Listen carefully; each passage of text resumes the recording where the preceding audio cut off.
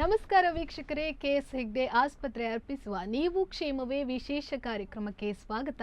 ನಾನು ಶೈನಿತಾ ಸುಬ್ರಹ್ಮಣ್ಯ. ಇವತ್ತು ನಮ್ಮೊಂದಿಗೆ ಕೆಎಸ್ ಹೆಗ್ಡೆ ಆಸ್ಪತ್ರೆಯ ಪೀಡಿಯಾಟ್ರಿಕ್ಸ್ ವಿಭಾಗದ ಪ್ರೊಫೆಸರ್ ಆಗಿರುವಂತಹ ಡಾಕ್ಟರ್ ರವಿ ಕಿರಣ್ SR ನಮ್ಮೊಂದಿಗಿದ್ದಾರೆ. ಡಾಕ್ಟರ್, ನಿಮಗೆ ಕಾರ್ಯಕ್ರಮಕ್ಕೆ ಆತ್ಮೀಯ ಸ್ವಾಗತ. ನಮಸ್ಕಾರ ಮೇಡಮ್, ಥ್ಯಾಂಕ್ ಯು. ವೀಕ್ಷಕರೇ, ನವೆಂಬರ್ 10ರಂದು ಸಾಂಕ್ರಾಮಿಕ ರೋಗಗಳನ್ನು ತಡೆಗಟ್ಟುವ ನಿಟ್ಟಿನಲ್ಲಿ, ಅದೇ ರೀತಿ ಜೀವಗಳನ್ನು ಉಳಿಸುವ ಲಸಿಕೆಗಳ ಮಹತ್ವವನ್ನು ತಿಳ್ಕೊಳ್ಳಿಕ್ಕೆ ಒಂದು ವಿಶ್ವ ಲಸಿಕಾ ದಿನವನ್ನು ಆಚರಿಸಲಾಗ್ತದೆ. ಇದರ ಕುರಿತಾಗಿ ನಾವಿವತ್ತು ಸಾಕಷ್ಟು ಮಾಹಿತಿಯನ್ನು ಪಡೆದುಕೊಳ್ಳಿಕ್ಕಿದ್ದೇವೆ. ಇನ್ನೇನೋ 3 ದಿನಗಳಲ್ಲಿ ವಿಶ್ವ ಲಸಿಕಾ ದಿನವನ್ನು ದೇಶದಾದ್ಯಂತ, ವಿದೇಶದಲ್ಲಿ ಎಲ್ಲ ಕಡೆ ಆಚರಿಸಲಾಗ್ತಿದೆ.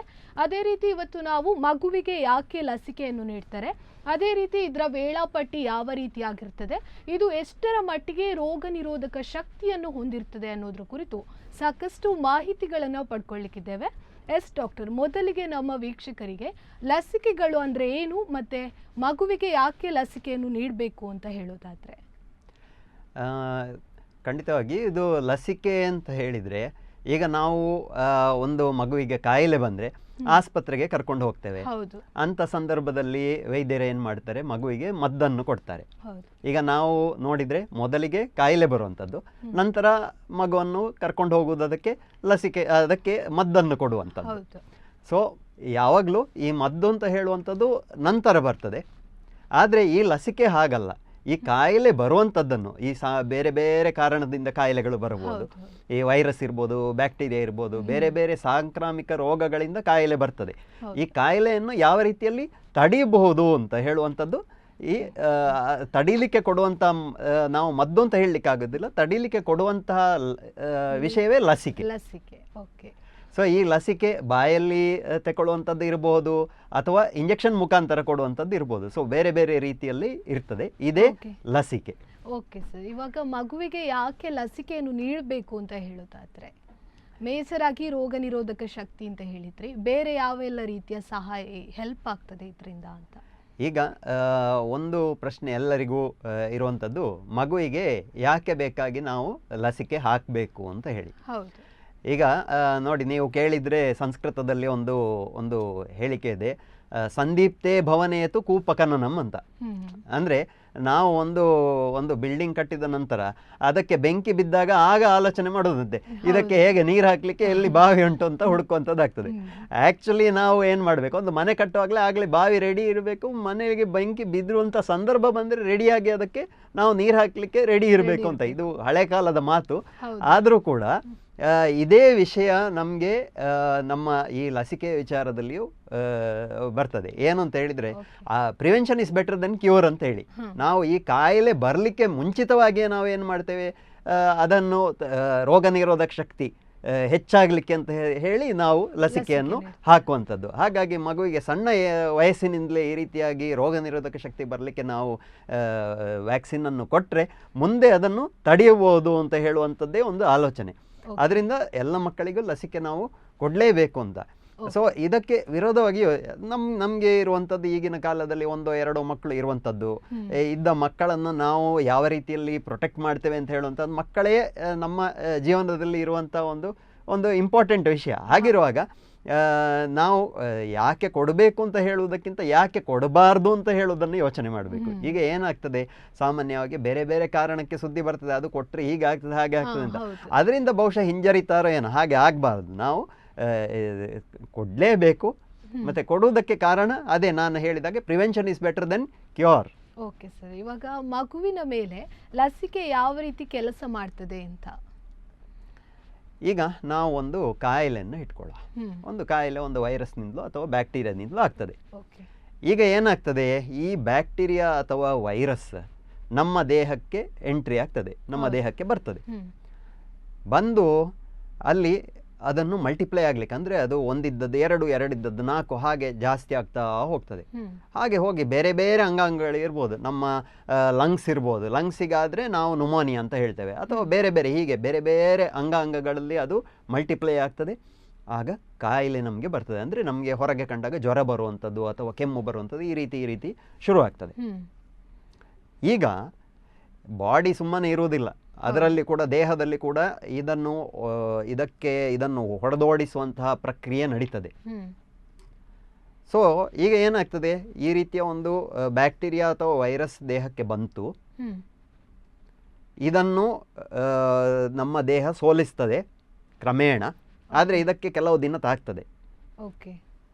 ಅದೇ ಸಮಯದಲ್ಲಿ ಏನಾಗ್ತದೆ, ಅದನ್ನು ನೆನ್ಪಿಟ್ಕೊಳ್ಳುವಂಥ ಮೆಮರಿ ಸೆಲ್ಸ್ ಅಂತ ಏನು ಹೇಳ್ತೇವೆ ಬಾಡಿಯಲ್ಲಿ, ಅದು ಕೂಡ ಪ್ರೊಡಕ್ಷನ್ ಆಗ್ತದೆ. ಅಂದರೆ ಅದರ ಕಾರಣ ಏನು ಅಂತ ಹೇಳಿದರೆ, ಇನ್ನೊಮ್ಮೆ ಇದೇ ಇನ್ಫೆಕ್ಷನ್ ನನ್ನ ದೇಹಕ್ಕೆ ಹೀಗೆ ಬಂದರೆ ಇದನ್ನು ಇಷ್ಟು ದಿವಸ ತಗೊಳ್ಳೋದಿಲ್ಲ, ಜ್ವರ ಬರೋದು, ಕೆಮ್ಮು ಇದೆಲ್ಲ ಆಗೋದಕ್ಕಿಂತ ಮುಂಚೆ ಅದನ್ನು ಸೋಲಿಸುವಂತಹ ಒಂದು ಪ್ರಕ್ರಿಯೆ ಯಾವ ರೀತಿ ನಾವು ಮಾಡ್ಬೋದು ಅಂತೇಳಿ ಬಾಡಿ ನೆನ್ಪಿಟ್ಕೊಳ್ತದೆ. ಅದನ್ನು ಮೆಮರಿ ಸೆಲ್ಸ್ ಅಂತ ಹೇಳ್ತೇವೆ.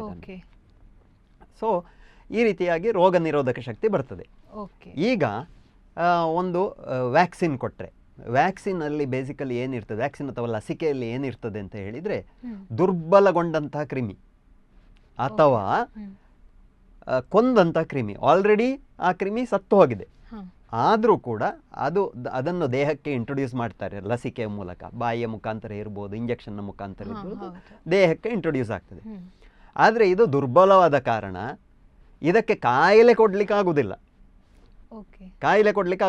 ಆದರೆ ನಾನು ಆಗಲೇ ಹೇಳಿದಂಥ ಮೆಮರಿ ಸೆಲ್ಸ್ ಏನುಂಟು, ಅದನ್ನು ನೆನ್ಪಿಟ್ಕೊಳ್ಳುವಂಥ ಸೆಲ್ಸ್ ಏನುಂಟು, ಅದರ ಪ್ರೊಡಕ್ಷನ್ ಆಗ್ತದೆ. ಹಾಗಾಗಿ ಈಗ ಅದೇ ಕ್ರಿಮಿ ಫ್ಯೂಚರಲ್ಲಿ ಬಂತು ಅಂತ ಹೇಳಿದರೆ, ಅದು ಆಲ್ರೆಡಿ ನಮಗೆ ಅದು ನೆನಪಿನ ಶಕ್ತಿ ಉಂಟು. ಈ ರೀತಿ ಕಾಯಿಲೆ ಬಂದರೆ ಇದಕ್ಕೆ ಹೀಗೆ ನಾವು ಅದನ್ನು ಸೋಲಿಸಬೇಕು ಅಂತ ಬಾಡಿಗೆ ಗೊತ್ತುಂಟು. ಅದಕ್ಕೆ ಬೇಕಾಗಿ ಅದನ್ನು ಕಾಯಿಲೆ ಆಗುವುದಕ್ಕಿಂತ ಮುಂಚೆ ಅದನ್ನು ಸೋಲಿಸುವಂಥ ಒಂದು ಪ್ರಕ್ರಿಯೆ ನಡೀತದೆ. ಸೊ ಆ ಮೆಮರಿ ಬೂಸ್ಟ್ ಮಾಡಲಿಕ್ಕೆ ನಾವು ಕೊಡುವಂಥದ್ದೇ ಈ ಲಸಿಕೆ ಅಂತ. ಸಣ್ಣ ರೀತಿಯಲ್ಲಿ ಕೊಡೋದು, ಅದೇ ದೊಡ್ಡ ರೀತಿಯಲ್ಲಿ ಆ ಕಾಯಿಲೆಯನ್ನು ನಾವು ಸೋಲಿಸ್ಬೋದು. ಹಿಂದಿನ ಕಾಲದಲ್ಲಿ ನಾವು ಕೇಳಿದ್ದೇವೆ ಈ ವಿಷಕನ್ಯೆಯರು ಅಂತ ಹೇಳುವಂಥ ಒಂದು ಕಾನ್ಸೆಪ್ಟ್. ಸೊ ಇವರಿಗೆ ಏನು ಮಾಡ್ತಾ ಇದ್ರಂತೆ, ಸಣ್ಣ ಏಜಿನಿಂದಲೇ ಒಂದು ಸ್ವಲ್ಪ ವಿಷ ಕೊಟ್ಟು ಅಭ್ಯಾಸ ಮಾಡ್ತಿದ್ರಂತೆ. ಆಗ ಫ್ಯೂಚರಲ್ಲಿ ಅವರಿಗೆ ಜಾಸ್ತಿ ವಿಷ ಏನಾದರೂ ತಗೊಂಡ್ರು ಕೂಡ ಏನಾಗೋದಿಲ್ಲ ಅಂತೇಳಿ. ಆಲ್ಮೋಸ್ಟ್ ಇದೇ ಕಾನ್ಸೆಪ್ಟ್ ಅಂತ ಹೇಳ್ಬೋದು. ಈ ವ್ಯಾಕ್ಸಿನ್ ಕೊಡೋದ್ರಿಂದ ಆ ದೊಡ್ಡ ಕ್ರಿಮಿ ಏನು ಉಂಟು ಅದರದ್ದೊಂದು ದುರ್ಬಲ ಇದನ್ನು ನಾವು ಇಂಟ್ರೊಡ್ಯೂಸ್ ಮಾಡಿ ಕೊಡ್ತೇವೆ. ಹಾಗಾಗಿ ಮುಂದೆ ಕಾಯಿಲೆ ಬರುವುದಿಲ್ಲ ಅಂತ ಹೇಳಿ. ಸೊ ಇದೇ ಲಸಿಕೆ ಹೇಗೆ ಆ್ಯಕ್ಷನ್ ಆಗ್ತದೆ ಅಂತ ಒಂದು ಸಿಂಪಲ್ ಟರ್ಮ್ಸ್ ನಮಗೆ ಜನರಿಗೆ ಗೊತ್ತಾಗೋ ರೀತಿಯಲ್ಲಿ ಈ ರೀತಿಯಲ್ಲಿ ಹೇಳ್ಬೋದು. ಓಕೆ ಸರ್, ಇವಾಗ ಒಂದು ಏನಾದರೂ ಆರೋಗ್ಯ ಸಮಸ್ಯೆ ಬಂದಲ್ಲಿ ಮೊದಲಿಗೆ ಹೋಗುವಂಥದ್ದು ನಾವು ಡಾಕ್ಟರ್ ಬಳಿ ಹೋದರೆ ಅವರು ಮಾತ್ರೆ ಕೊಡ್ತಾರೆ ಅಥವಾ ಬೇರೆ ಸಿರಪ್ ಏನಾದರೂ ಕೊಡ್ತಾರೆ. ಇವಾಗ ಔಷಧಿ ಮತ್ತೆ ಮದ್ದು ಇದ್ರ ಬಗ್ಗೆ ಇದು ಮತ್ತೆ ಮಾತ್ರೆ ಮತ್ತೆ ಇದಕ್ಕೆ ಲಸಿಕೆಗೆ ಏನು ವ್ಯತ್ಯಾಸ ಇರ್ಬೋದು ಅಂತ ಮೇಜರ್ ಆಗಿ? ಖಂಡಿತ ಒಳ್ಳೆ ಪ್ರಶ್ನೆ. ಏನು ಅಂತ ಹೇಳಿದರೆ, ಮದ್ದು ಕಾಯಿಲೆ ಬಂದ ನಂತರ ನಮಗೆ ಕೊಡುವಂಥದ್ದು. ಆದರೆ ಈ ಲಸಿಕೆ ಹಾಗಲ್ಲ, ಯಾವುದೇ ದೊಡ್ಡ ಕಾಯಿಲೆ ಬರುವಂಥದ್ದನ್ನು ತಡೀಲಿಕ್ಕೆ ಕೊಡುವಂಥದ್ದು. ಸೊ ಅದು ಲಸಿಕೆಗೆ ಮತ್ತು ಮದ್ದಿಗೆ ಇರುವಂಥ ವ್ಯತ್ಯಾಸ. ಲಸಿಕೆ ಕಾಯಿಲೆ ಬರಲಿಕ್ಕೆ ಮುಂಚೆ ಕೊಡುವಂಥದ್ದು, prevention is better then cure. ಆದರೆ ಮದ್ದು ಒಮ್ಮೆ ಕಾಯಿಲೆ ಬಂದ ನಂತರ ಕೊಡುವಂಥದ್ದು. ಓಕೆ ಸರ್, ಇವಾಗ ಒಂದು ಮಗುವಿಗೆ ಲಸಿಕೆ ಕೊಡಬೇಕಾದ್ರೆ ಅದಕ್ಕೊಂದು ವೇಳಾಪಟ್ಟಿ ಅಂತ ಇರ್ತದೆ. ನಮ್ಮ ಭಾರತದಲ್ಲಿ ಯಾವ ರೀತಿಯ ವೇಳಾಪಟ್ಟಿ ಇದೆ ಅಂತ ಒಂದು ಮಗುವಿಗೆ ಲಸಿಕೆ ನೀಡಲಿಕ್ಕೆ? ಈಗ ಏನಾಗ್ತದೆ ಅಂತ ಹೇಳಿದರೆ, ಪ್ರತಿ ದೇಶದಲ್ಲೂ ಕೂಡ ಈ ರೀತಿಯ ಕಾಯಿಲೆಗಳು ನಮ್ಮ ದೇಶದಲ್ಲಿ ಸಾಮಾನ್ಯ, ಈ ರೀತಿಯ ಕಾಯಿಲೆಗಳು ನಮ್ಮ ದೇಶದಲ್ಲಿ ಕಮ್ಮಿ ಅಂತ ಪ್ರತಿ ದೇಶದಲ್ಲೂ ಆ ರೀತಿ ಇದೆ. ಸೊ ಆಯಾ ದೇಶಕ್ಕೆ ಸರಿಯಾದ ವೇಳಾಪಟ್ಟಿಯನ್ನು ಅಲ್ಲಿ ತಯಾರಿಸ್ತಾರೆ. ಸೊ ಅದೇ ರೀತಿ ನಮ್ಮ ದೇಶದಲ್ಲಿ ಕೂಡ ಗೌರ್ಮೆಂಟ್ ಆಸ್ಪತ್ರೆಗಳಲ್ಲಿ ಸಾಮಾನ್ಯ ಲಸಿಕೆ ಸಿಗುವಂಥದ್ದು ಸಣ್ಣ ಮಗುವಿಂದ ಶುರುವಾಗ್ತದೆ. ಸೊ ಇದು ಒಂದು ವೇಳಾಪಟ್ಟಿ ಅಂತ ಹೇಳಿ ತಜ್ಞರು ಅದನ್ನು ತಯಾರಿಸಿ ಇಟ್ಟಿರ್ತಾರೆ. ಸೊ ಆ ಪ್ರಕಾರದಲ್ಲಿ ನಾವು ಹೇಳ್ತಿದ್ರೆ ಹುಟ್ಟಿನಿಂದಲೇ ವ್ಯಾಕ್ಸಿನ್ಗಳು ಶುರುವಾಗ್ತದೆ. ಹುಟ್ಟಿನಿಂದ ನಾವು ಈ BCG ಮತ್ತು ಪೋಲಿಯೋ ಡ್ರಾಪ್ಸ್ ಮತ್ತು ಹೆಪಟೈಟಿಸ್ B ಅಂತ ಹೇಳುವಂಥ ಇಂಜೆಕ್ಷನ್, ಸೊ ಇದನ್ನು ನಾವು ಕೊಡ್ತೇವೆ ಹುಟ್ಟಿದ ಕೂಡಲೇ ಆಸ್ಪತ್ರೆಯಲ್ಲಿ. ನಂತರ ಪುನಃ 6 ವಾರಕ್ಕೆ ಅಂದರೆ 1.5 ತಿಂಗಳಲ್ಲಿ ನಾವು ಮಕ್ಕಳನ್ನು ಪುನಃ ಆಸ್ಪತ್ರೆಗೆ ಕರಿತೇವೆ. ಆಸ್ಪತ್ರೆ ಅಂತೇಳಿ ದೊಡ್ಡ ಡೆಲಿವರಿ ಆದ ಆಸ್ಪತ್ರೆ ಇರಲಿಕ್ಕಿಲ್ಲ, ಹತ್ತಿರದಲ್ಲಿ ಪ್ರೈಮರಿ ಹೆಲ್ತ್ ಸೆಂಟರ್, ಪ್ರಾಥಮಿಕ ಆರೋಗ್ಯ ಕೇಂದ್ರ ಇರ್ಬೋದು, ಅಲ್ಲಿಗೆ ನಾವು ಕರಿತೇವೆ. ಮೊದಲಿನ 1.5 ತಿಂಗಳಲ್ಲಿ ಒಂದು ಇಂಜೆಕ್ಷನ್ ಆಗ್ತದೆ, ಇಂಜೆಕ್ಷನ್ ಮತ್ತು ಡ್ರಾಪ್ಸ್ ಎಲ್ಲ ಕೊಡ್ತಾರೆ. ಮತ್ತೆ ಅದೇ ರೀತಿ 2.5 ತಿಂಗಳಲ್ಲಿ ಮುಂದಿನದ್ದು, 3.5 ತಿಂಗಳಲ್ಲಿ ಇನ್ನೊಂದುಂಟು, ನಂತರ 9 ತಿಂಗಳಲ್ಲಿ ಉಂಟು, ನಂತರ 1.5 ವರ್ಷದಲ್ಲಿ ಉಂಟು. ಸೊ ಇದಾದ ನಂತರ ಒಂದು ದೊಡ್ಡ ಗ್ಯಾಪ್ ಕೊಟ್ಟು 5 ವರ್ಷದಲ್ಲಿ ಉಂಟು, ನಂತರ 10 ವರ್ಷದಲ್ಲಿ ಉಂಟು. ಸೊ ಇದು ಸಾಮಾನ್ಯವಾಗಿ ನಾವು ಉಪಯೋಗಿಸುವಂಥ ನಮ್ಮ ಸರ್ಕಾರದ ವತಿಯಿಂದ ಇರುವಂಥ ಎಲ್ಲರಿಗೂ ಅನ್ವಯವಾಗುವಂತೆ, ನಮ್ಮ ಭಾರತ ದೇಶವಾಸಿಗಳಿಗೆ ಎಲ್ಲರಿಗೂ ಅನ್ವಯ ಅಂತೆ ಮಕ್ಕಳಿಗೆ ಈ ರೀತಿ ಕೊಡ್ತಾರೆ. ಇದು ಅಲ್ಲದೆ ಕೂಡ ಈಗ ಕೆಲವರಿಗೆ ನಾವು ಬೇರೆ ಕೆಲವು ಸ್ಪೆಷಲ್ ಇಂಜೆಕ್ಷನ್ಸ್ ನಾವು ತಗೊಳ್ಬೇಕು ಅಂತ ಹೇಳಿ ಇರಬಹುದು. ಉದಾಹರಣೆಗೆ ಟೈಫಾಯ್ಡ್ ಇಂಜೆಕ್ಷನ್ ಇದು ನಮ್ಮ ಈ ವೇಳಾಪಟ್ಟಿಯಲ್ಲಿ ಇಲ್ಲ, ಆದರೆ ಪ್ರೈವೇಟ್ನಲ್ಲಿ ಕೊಡುವಂಥದ್ದುಂಟು. ಅದೇ ರೀತಿ ಈ ಚಿಕನ್ ಪಾಕ್ಸ್ ಬರಬಾರ್ದು ಅಂತ ಹೇಳುವಂಥ ಒಂದು ವ್ಯಾಕ್ಸಿನ್ ಕೂಡ ಉಂಟು. ಇದನ್ನೆಲ್ಲ ನಾವು ಬೇರೆ ಇದಕ್ಕೆ ಎಡಿಷನಲ್ ಆಗಿ ಬೇರೆ ವೇಳಾಪಟ್ಟಿಯ ಮುಖಾಂತರ ನಾವು ಕೊಡ್ತೇವೆ. ಓಕೆ ಡಾಕ್ಟರ್, ಇವಾಗ ನೀವು ಮಕ್ಕಳಿಗೆ ಲಸಿಕೆ ನೀಡೋದ್ರ ಬಗ್ಗೆ ಹೇಳಿದ್ರಿ ಈ ಮೊದಲು. ಇವಾಗ ಚಿಕ್ಕ ಮಕ್ಕಳಿಂದ ಹಿಡಿದು 10ನೇ ವರ್ಷದವರೆಗೆ ನೀಡ್ತಾರೆ ಅಂತ ಹೇಳಿದ್ರಿ ನೀವು. ಕೆಲವು ಮಕ್ಕಳು ಏನು ಮಾಡ್ತಾರೆ ಅಂತ ಹೇಳಿದರೆ ಲಸಿಕೆಗೆ ಹಿಂಜರಿತಾರೆ, ಲಸಿಕೆ ತಗೊಳ್ಳಿಕ್ಕೆ ಹೋಗುದಿಲ್ಲ, ಇವಾಗ ಶಾಲೆಗೆ ಲಸಿಕೆ ನೀಡಲಿಕ್ಕೆ ಬಂದರೆ ಅಡಗಿ ಕೊಡ್ತಾರೆ, ಆ ರೀತಿ ಎಲ್ಲ ಮಾಡ್ತಾರೆ. ಇದ್ರ ಬಗ್ಗೆ ನೀವು ಏನು ಹೇಳ್ತೀರಿ ಅಂತ? ಎಲ್ಲಿಯಾದರೂ ಅವರು ಆ ಲಸಿಕೆಯನ್ನು ತಗೊಳ್ಳದೇ ಇದ್ದರೆ ಅವರಿಗೆ ಜೀವನದಲ್ಲಿ ಏನೆಲ್ಲ ಸಮಸ್ಯೆ ಬರ್ಬೋದು ಆರೋಗ್ಯದಲ್ಲಿ ಅಂತ? ಖಂಡಿತ, ಇದು ಒಳ್ಳೆ ಪ್ರಶ್ನೆ. ಮೊದಲನೇ ಭಾಗ ಇದರಲ್ಲಿ ಏನು ಹೇಳಿದ್ರಿ ಅಂತ ಹೇಳಿದರೆ, ಲಸಿಕೆ ತಗೊಳ್ಳಿಕ್ಕೆ ಹಿಂಜರಿತ ಅಂತ ಹೇಳಿ. ಒಂದು ಹಿಂಜರಿತ ನೀವು ಹೇಳಿದಾಗೆ ಮಕ್ಕಳು ಪಾಪ ಯಾವಾಗಲೂ ನೋವಾಗ್ತದೆ ಅಂತ ಇದ್ದರೆ ಅದು ಬೇಡಪ್ಪ ಅಂತ ಹೇಳ್ತಾರೆ, ಹಠ ಮಾಡೋದುಂಟು. ಆಮೇಲೆ ಅದೇ ರೀತಿ ನಮ್ಮ ಪೇರೆಂಟ್ಸ್ ಕೂಡ ಹಿಂಜರಿತಾರೆ. ಅದು ಒಂದು ಕಾರಣ ಏನು ಅಂತ ಹೇಳಿದರೆ, ನಾವು ಹೇಳಿದಾಗೆ ಆಲಸ್ಯಾಣಾಂ ಹಿ ಮನುಷ್ಯಾಣಾಂ ಮಹಾನ್ ರಿಪು ಅಂತ ಹೇಳ್ತಾರೆ. ಅಂದರೆ ಆಲಸ್ಯವೇ ಮನುಷ್ಯರಿಗೆ ಒಳ್ಳೆಯದಲ್ಲ ಅಂತ ಹೇಳ್ತಾರೆ. ಸೊ ಏನಾಗ್ತದೆ, ಹೋಗಲಿಕ್ಕೆ ಉದಾಸೀನ ಮಾಡುವಂಥದ್ದೆಲ್ಲ ಅದು ಒಂದು ಕಾರಣ ಇರ್ಬೋದು. ಅಥವಾ ಈ ಬೇರೆ ಬೇರೆ ವಿಷಯ ಕೇಳ್ತಾರೆ ಅಲ್ಲಿ, ಇಂಜೆಕ್ಷನ್ ಕೊಟ್ಟರೆ ಹಾಗಾಗ್ತದೆ ಹೀಗಾಗ್ತದೆ ಅಂತ ಹೇಳಿ ಕೇಳ್ತಾರೆ. ಹಾಗಾಗಿ ಇದು ಸಮಸ್ಯೆಯಿಂದ ಈಗ ವಾಟ್ಸ್ಯಾಪ್ ಬಂದ ಮತ್ತೆ ಅಂತೂ ಇದ್ದವರೆಲ್ಲ ಏನಾದರೂ ಒಂದು ಮೆಸೇಜ್ ಬರೆದು ಕಳಿಸೋದಾಗ್ತದೆ. ಸೊ ಅದರಿಂದ ಕೊಟ್ಟರೆ ಹಾಗಾಗ್ಬೋದು ಹೀಗಾಗ್ಬೋದು ಅಂತ ಹೇಳಿ ಸಮಸ್ಯೆ ಆಗ್ಬೋದು ಅಂತ ಅನಗತ್ಯವಾಗಿ ಭಯಪಟ್ಟು ಇಂಜೆಕ್ಷನ್ ತಗೊಳ್ಳದೇ ಇರುವಂತಹ ಸಂದರ್ಭ ಬರ್ಬೋದು. ಸೊ ಈ ಕಾರಣಕ್ಕೆ ಹಿಂಜರಿಕೆ ಇರ್ತದೆ. ಆದರೆ ಹಿಂಜರಿಕೆ ಇದ್ದರೂ ಕೂಡ ಕೆಲವೊಮ್ಮೆ ವ್ಯಾಕ್ಸಿನ್ ಕೊಡುವಂಥದ್ದು ಲೇಟ್ ಆದರೂ ಕೂಡ ತೊಂದರೆ ಇಲ್ಲ, ಅವರು ಅದನ್ನು ತಗೊಳ್ಳಿಕ್ಕೆ ಆಗ್ತದೆ. ಮುಂದೆ ಕೂಡ ವೈದ್ಯರಲ್ಲಿ ಸಮಾಲೋಚಿಸಿ ಅದನ್ನು ಲೇಟಾಗಿ ಕೂಡ ಕೊಟ್ಟರು ತೊಂದರೆ ಇಲ್ಲ. ಆದರೆ ಕೊಡದೇ ಇರುವುದಕ್ಕಿಂತ ಕೊಡುವುದೇ ಮೇಲು.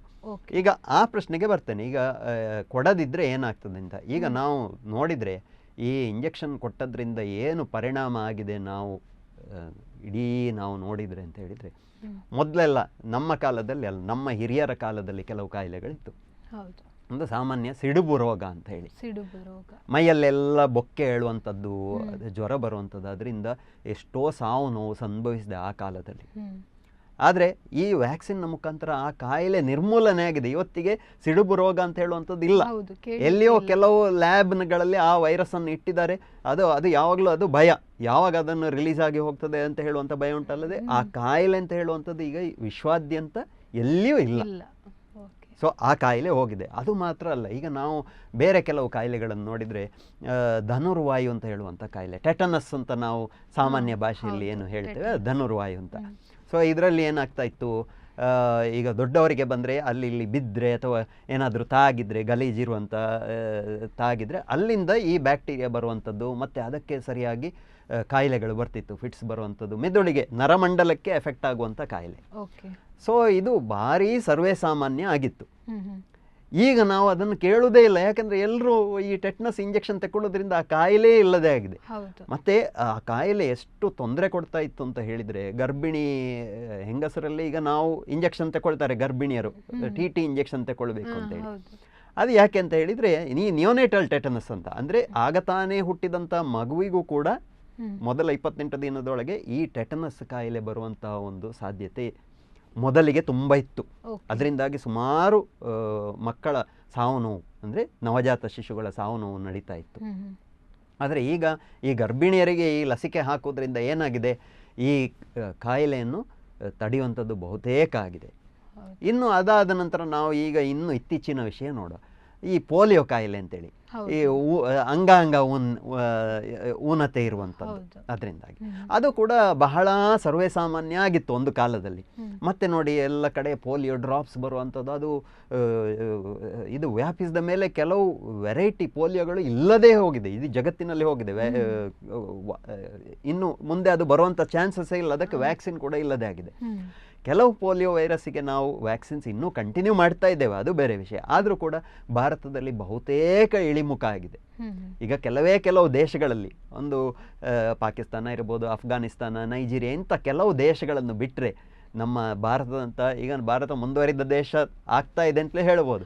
ಇಂಥಲ್ಲೆಲ್ಲ ಅದು ಇಲ್ಲವೇ ಇಲ್ಲ. ಇನ್ನು ಬೇರೆ ಅದು ಕೂಡ ಅಲ್ಲದೆ ಇನ್ನು ಬೇರೆ ಕೆಲವು ಕಾಯಿಲೆ ಉಂಟು, ಡಿಫ್ಟೀರಿಯಾ ಅಂತ ಹೇಳಿ, ನಾವು ಗಳಕಂಡ ಅಂತೇಳಿ, ಇಲ್ಲಿ ಗಂಟಲಿನ ಭಾಗ ಊತ ಇರುವಂಥ ಕಾಯಿಲೆಗಳು. ಅದೆಲ್ಲ ಈಗ ಏನಾಗಿದೆ, ಪೂರ್ತಿ ಎಷ್ಟೋ ಕಡಿಮೆ ಆಗಿದೆ, ಎಲ್ಲಿಯೋ ಅಪರೂಪ ಬರ್ತಾ ಇದೆ ಅಷ್ಟೇ. ನಾಯಿ ಕೆಮ್ಮು ಅದು ಕೂಡ ಇನ್ನೊಂದು ಕಾಯಿಲೆ, ಎಷ್ಟು ಸರ್ವೇ ಸಾಮಾನ್ಯ ಆಗಿತ್ತು, ಅದೀಗ ಇಲ್ಲೇ ಇಲ್ಲ. ಅದರಿಂದ ಈ ಲಸಿಕಾ ಕಾರ್ಯಕ್ರಮದಿಂದ ಬಹಳಷ್ಟು ಅನುಕೂಲ ಆಗಿದೆ, ಎಷ್ಟೋ ಕಾಯಿಲೆಗಳು ಈಗ ಇಲ್ಲದೇ ಆಗಿದೆ.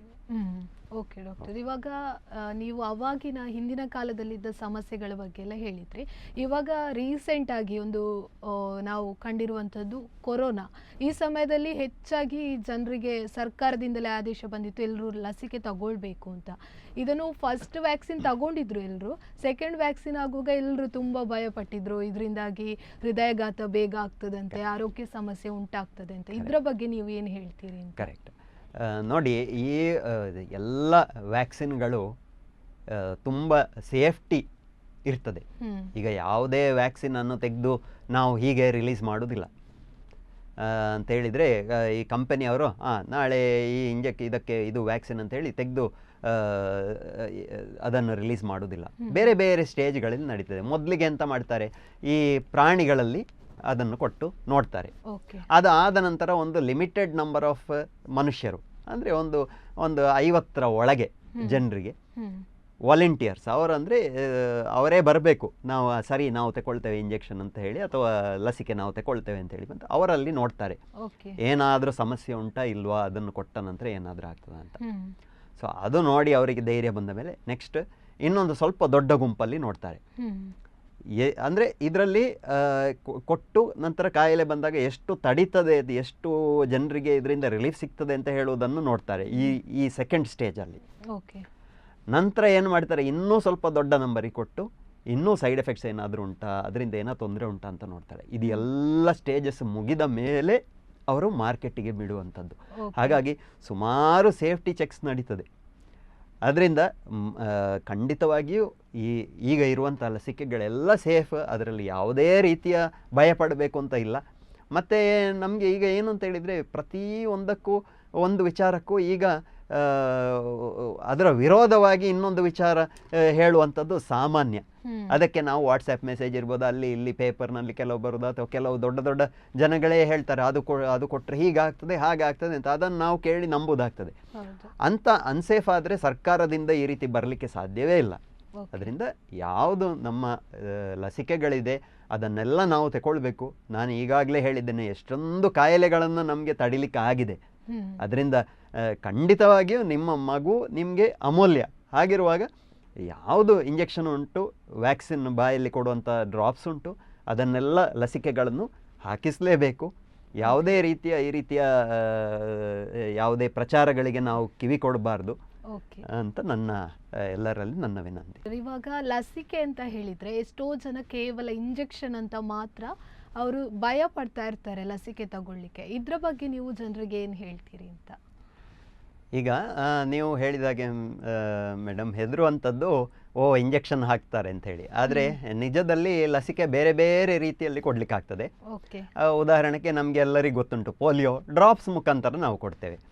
ಇನ್ನು ಇಂಜೆಕ್ಷನ್ ಅಂತ ಹೇಳಿದ ಕೂಡಲೇ ನಾವು ಭಯ ಪಡಬೇಕು ಅಂತ ಇಲ್ಲ, ಯಾಕೆಂದರೆ ಇಂಜೆಕ್ಷನಲ್ಲಿಯೂ ಬೇರೆ ಬೇರೆ ರೀತಿ ಉಂಟು. ಈಗ ಒಂದು ನಾವು ಇಂಟ್ರಾಮಸ್ಕ್ಯುಲರ್ ಇಂಜೆಕ್ಷನ್ ಅಂತ ಹೇಳ್ತೇವೆ, ಅಂದರೆ ನಾವು ಮಾಂಸಖಂಡದ ಒಳಗೆ ಕೊಡುವಂಥ ಇಂಜೆಕ್ಷನ್. ಇದು ಸ್ವಲ್ಪ ನೋವು ಇರ್ತದೆ. ಅದು ಸಾಮಾನ್ಯ ನಾವು ಈ ಪೆಂಟಾವೆಲೆಂಟ್ ಇಂಜೆಕ್ಷನ್ ಅಥವಾ DPTಯ ಇಂಜೆಕ್ಷನ್ ಅಂತ ಹೇಳ್ತೇವೆ. ಅದು ಹೀಗೆ ಮಾಂಸಖಂಡದ ಒಳಗೆ ಕೊಡುವಂಥದ್ದು, ಸ್ವಲ್ಪ ನೋವು ಇರ್ತದೆ. ಆದರೆ ಅದೇ ರೀತಿ ಕಡಿಮೆ ನೋವಿನ ಬೇರೆ ಬೇರೆ ಇಂಜೆಕ್ಷನ್ ಉಂಟು. ಉದಾಹರಣೆಗೆ ಈ BCG ಎಲ್ಲ ಕೊಟ್ಟರೆ ಹೆಚ್ಚು ನೋವೇ ಗೊತ್ತಾಗೋದಿಲ್ಲ. ಯಾಕೆಂತ ಹೇಳಿದರೆ ಅದು ಇಂಟ್ರಾಡರ್ಮಲ್ ಅಂತ, ಖಾಲಿ ಚರ್ಮದ ಒಳಗೆ ಕೊಡುವಂಥದ್ದು. ಹಾಗಾಗಿ ಇಂಜೆಕ್ಷನ್ ಅಂತ ಹೇಳಿದ ಕೂಡಲೇ ನೋವಾಗ್ತದೆ ಅಂತ ಹೇಳಿ ನಾವು ಯೋಚನೆ ಮಾಡುವಂಥದ್ದು ಸುಮ್ಮನೆ ಒಂದು. ಮತ್ತು ಇನ್ನೊಂದು ವಿಚಾರ ಏನು ಅಂತ ಹೇಳಿದರೆ, ಈಗ ಈ ಇಂಜೆಕ್ಷನ್ ಕೊಟ್ಟ ಮಾತ್ರಕ್ಕೆ ಅದರಲ್ಲಿ 1 ದಿನದ ನಂತರ ಅಥವಾ 2 ದಿನದವರೆಗೆ ಆ ಕೊಟ್ಟ ಜಾಗದಲ್ಲಿ ಸ್ವಲ್ಪ ನಮಗೆ ಗಾಯ ಆದರೆ ಆಗ್ತದೆ. ಆ ಜಾಗದಲ್ಲಿ ಕೆಂಪಿರುವಂಥದ್ದು, ಊತ ಬರುವಂಥದ್ದು, ಇದೆಲ್ಲ ಸರ್ವೇ ಸಾಮಾನ್ಯ. ಅಥವಾ ಅದಕ್ಕೆ ಕೆಲವು ಸಲ ಇಂಜೆಕ್ಷನ್ ಕೊಟ್ಟ ನಂತರ ಜ್ವರವೂ ಕೂಡ ಬರ್ಬೋದು. ಆದರೆ ಸಾಮಾನ್ಯವಾಗಿ ವೈದ್ಯರು ಏನು ಮಾಡ್ತಾರೆ ಅಂತ ಹೇಳಿದರೆ, ಜ್ವರ ಬಾರದೇ ಇದ್ದಾಗೆ, ನೋವು ಕಡಿಮೆ ಇರುವ ಹಾಗೆ ಪ್ಯಾರಾಸಿಟಮಾಲ್ ಇರುವಂತಹ ದ್ರಾವಣವನ್ನು ಕೊಟ್ಟು ಕಳಿಸ್ತೇವೆ. ಈವನ್ ನಮ್ಮ ಸರ್ಕಾರಿ ಆಸ್ಪತ್ರೆಗಳಲ್ಲಿ ಕೂಡ ಅದರ ವ್ಯವಸ್ಥೆ ಇದೆ. ಹಾಗಾಗಿ ಅದು ಕೊಟ್ಟಾಗ ಏನಾಗ್ತದೆ, ನೋವು ಕಡಿಮೆ ಆಗ್ತದೆ. ಅದರ ಬಗ್ಗೆ ಅಂತ ಭಯಪಡಬೇಕು ಅಂತ ಏನಿಲ್ಲ. ಇನ್ನು ಮುಂದುವರಿದು ಏನು ಮಾಡಿದ್ದಾರೆ ಅಂತ ಹೇಳಿದರೆ, ಈಗ ಹೊಸ ರೀತಿಯ ಲಸಿಕೆಗಳು ಬಂದಿದೆ. ಈಗ ಈ ಇಂಜೆಕ್ಷನ್ ಬಂದದ್ದು ನೋವು ಕಡಿಮೆ ಇರಬೇಕು ಅಂತ ಹೇಳಿ ಟೋಟಲಿ ಪೇಯ್ನ್ ಇಲ್ಲದೆ ಅಲ್ಲ, ನೋವಿಲ್ಲದೆ ಅಲ್ಲ, ಆದರೆ ಪೇಯ್ನ್ ಲೆಸ್ ಇರುವಂಥ ಇಂಜೆಕ್ಷನ್ಸ್ ಕೂಡ ಲಭ್ಯ ಇದೆ. ಆದರೆ ಇದು ಗೌರ್ಮೆಂಟ್ ವ್ಯವಸ್ಥೆಯಲ್ಲಿ ಲಭ್ಯ ಇರುವುದಿಲ್ಲ ಸರ್ಕಾರಿ ಆಸ್ಪತ್ರೆಗಳಲ್ಲಿ. ಆದರೆ ಕೆಲವು ಪ್ರೈವೇಟ್ ಆಸ್ಪತ್ರೆಗಳಲ್ಲಿ ಖಂಡಿತವಾಗಿ ಇದರ ವ್ಯವಸ್ಥೆ ಇದೆ. ಆದರೆ ನಾವು ಆ ಸಣ್ಣ ನೋವಿಗೆ ಹೆದರುವಂಥ ಅಗತ್ಯವೇ ಇಲ್ಲ. ಯಾಕೆಂತ ಹೇಳಿದರೆ ಅದಕ್ಕೆ ಬೇಕಾದಂಥ ಮದ್ದನ್ನು ಕೊಟ್ಟಿರ್ತಾರೆ, ಮತ್ತು ಅದು 1 ದಿನ 2 ದಿನ ಇದ್ದು ಹೋಗುವಂಥದ್ದು. ಅದೇನಂತ ಒಂದು ಗಂಭೀರ ಸಮಸ್ಯೆಯೇ ಅಲ್ಲ ಅಂತ ಹೇಳಲಿಕ್ಕೆ ಇಷ್ಟಪಡ್ತೇನೆ. ಓಕೆ ಸರ್, ಇವಾಗ ಮಕ್ಕಳಿಗೆ ಪದೇ ಪದೇ ಲಸಿಕೆಗಳನ್ನು ನೀಡೋದು ಎಷ್ಟು ಅವಶ್ಯಕ ಅಂತ? ಹಾಂ, ಖಂಡಿತ ಒಳ್ಳೆಯ ಪ್ರಶ್ನೆ. ನಾವೀಗ ಕೇಳ್ಬೋದು, ಈಗ 1 ಡೋಸ್ ಆಯಿತು, ಪುನಃ 1.5 ತಿಂಗಳಲ್ಲಿ ಕರೆದ್ರು, ಮತ್ತೆ ಪುನಃ 2.5 ತಿಂಗಳಲ್ಲಿ ಕರೀತಾ ಇದ್ದಾರೆ, 3.5 ತಿಂಗಳಲ್ಲಿ ಒಂದೇ ಸಲ ಕೊಡ್ಬೋದಲ್ಲ ಅಂತ ಹೇಳುವಂಥದ್ದು ಎಲ್ಲರ ಮನಸ್ಸಿನಲ್ಲಿ, ಅದು ಅಪ್ಪ ಅಮ್ಮನ ಮನಸ್ಸಿನಲ್ಲಿ ಮೂಡುವಂಥ ಪ್ರಶ್ನೆ. ಸೊ ಇದಕ್ಕೆ ಉತ್ತರವಾಗಿ ನಾವು ನೋಡಿದರೆ ಏನಾಗ್ತದೆ ಅಂತ ಹೇಳಿದರೆ, 1 ಡೋಸ್ ಕೊಟ್ಟಾಗ ಸಾಧಾರಣ ಒಂದು 50% ಪ್ರೊಟೆಕ್ಷನ್ ಸಿಗ್ಬೋದು. ಆದರೆ ನಮಗೆ ನಿಯರ್ ಟು 100% ಪ್ರೊಟೆಕ್ಷನ್ ಸಿಗಬೇಕು. ಸೊ ಪ್ರತಿ ಡೋಸ್ ನಾವು ನೀಡಿದಾಗಲೂ ನಮ್ಮ ರೋಗ ನಿರೋಧಕ ಶಕ್ತಿ ಹೆಚ್ಚಾಗ್ತಾ ಹೋಗ್ತದೆ. ಸೊ ಅದರಿಂದ ಕೆಲವು ರೀತಿಯ ಲಸಿಕೆಗಳನ್ನು 3-4 ಡೋಸ್ಗಳು ಕೊಡಬೇಕಾಗ್ತದೆ. ಆದರೆ ಹಾಗೆಂತೇಳಿ ಎಲ್ಲ ಹಾಗೆ ಅಲ್ಲ, ಕೆಲವು ಲಸಿಕೆಗಳು 1 ಡೋಸ್ ಹಾಕಿದರೆ ಸಾಕು. ಈಗ ಉದಾಹರಣೆಗೆ ಬಿ ಸಿ ಜಿ ಕೊಡುವಂಥದ್ದು 1 ಡೋಸ್. ಆದರೆ ಆ 1 ಡೋಸ್ ಕೊಟ್ಟರೆ ಬಿ ಸಿ ಜಿಯ ದೊಡ್ಡ ರೀತಿಯ TB, ಅಂದರೆ ಮೆದುಳಿಗೆ ಎಫೆಕ್ಟ್ ಆಗುವಂಥ TB, ಮತ್ತು ನಾವು ಭಾರಿ ಜೋರಿರುವಂಥ ಒಂದು ಡಿಸೆಮಿನೇಟೆಡ್ ಟ್ಯೂಬರ್ಕ್ಯುಲೋಸಿಸ್, ಇದನ್ನೆಲ್ಲ ನಾವು ತಡಿಲಿಕ್ಕಾಗ್ತದೆ. ಯಾವುದು ಈ ಸಿಂಪಲ್ ಲಸಿಕೆ 1 ಡೋಸ್ ಲಸಿಕೆ ಕೊಟ್ಟರು. ಆದರೆ ಕೆಲವು ರಿಪೀಟ್ ಆಗಿ ಕೊಟ್ಟರೆ ಮಾತ್ರ ಅದಕ್ಕೆ ಬೇಕಾದಂಥ ರೋಗ ನಿರೋಧಕ ಶಕ್ತಿ ಸಿಗುವಂಥದ್ದು. ಓಕೆ ಸರ್, ಇವಾಗ ಲಸಿಕೆ ತಗೊಳ್ಳಿಕ್ಕೆ ಹೋಗುವ ಮೊದಲು ಅದೇ ರೀತಿ ಅದರ ಹಿಂದೆ ಯಾವ ರೀತಿ ತಯಾರಿ ಮಾಡಬೇಕು, ಯಾವ ವಿಷಯವನ್ನೆಲ್ಲ ನಾವು ನೆನಪಲ್ಲಿ ಇಟ್ಟುಕೊಳ್ಬೇಕು ಅಂತ? ಖಂಡಿತ ಇದು ಒಳ್ಳೆಯ ಪ್ರಶ್ನೆ. ಏನು ಅಂತ ಹೇಳಿದರೆ, ಸಾಮಾನ್ಯ ನಾವು ಓಕೆ ಇವತ್ತು ಲಸಿಕೆಗೆ ಹೋಗಲಿಕ್ಕಿದೆ ನಮ್ಮ ಮಗುವಿಗೆ ಅಂತ ಹೇಳುವಾಗ ಏನೆಲ್ಲ ತಯಾರಿಗಳನ್ನು ನಾವು ಮಾಡಿಕೊಳ್ಬೇಕು ಅಂತ ಹೇಳುವಂಥದ್ದು ಅತಿ ಒಳ್ಳೆಯ ಪ್ರಶ್ನೆ. ಈಗ ಮೊದಲಿಗೆ ಏನು ಅಂತ ಹೇಳಿದರೆ, ಆಸ್ಪತ್ರೆಗೆ ಹೋಗುವಾಗ ನಮ್ಮ ಇಮ್ಯುನೈಸೇಷನ್ ಕಾರ್ಡ್ ಅಥವಾ ತಾಯಿ ಕಾರ್ಡ್ ಅಂತ ಏನು ಹೇಳ್ತೇವೆ, ಅದನ್ನು ನಾವು ರೆಡಿ ಇಟ್ಕೊಳ್ಬೇಕಾಗ್ತದೆ. ಇದರಲ್ಲಿ ಈ ರೀತಿಯ ಇಂಜೆಕ್ಷನ್ ಆಗಿದೆ ಅಂತ ಹೇಳಿ ನೆನ್ಪಿಟ್ಕೊಳ್ಬೇಕಾಗ್ತದೆ. ಇನ್ನೊಂದು, ಅಲ್ಲಿ ಹೋದಾಗ ವೈದ್ಯರಲ್ಲಿ ಹೇಳಬೇಕಾಗ್ತದೆ, ಯಾವುದಾದ್ರೂ ಎಲರ್ಜಿ ಏನಾದರೂ ಉಂಟಾ ಮಗುವಿಗೆ, ಇರುವಂಥ ಚಾನ್ಸಸ್ ತುಂಬ ಕಡಿಮೆ, ಆದರೂ ಆ ವಿಚಾರವನ್ನು ಹೇಳಬೇಕಾಗ್ತದೆ. ಮತ್ತು ಅಷ್ಟು ಮಾತ್ರ ಅಲ್ಲದೆ, ಯಾವುದಾದ್ರೂ ಮೊದಲು ಕೊಟ್ಟಂಥ ವ್ಯಾಕ್ಸಿನೇಷನ್ಗೆ ಏನಾದರೂ ತೊಂದರೆ ಆಗಿದೆಯಾ ಕೊಟ್ಟ ನಂತರ, ಆ ವಿಚಾರವನ್ನು ನಾವು ತಿಳಿಸಬೇಕಾಗ್ತದೆ ವೈದ್ಯರಲ್ಲಿ.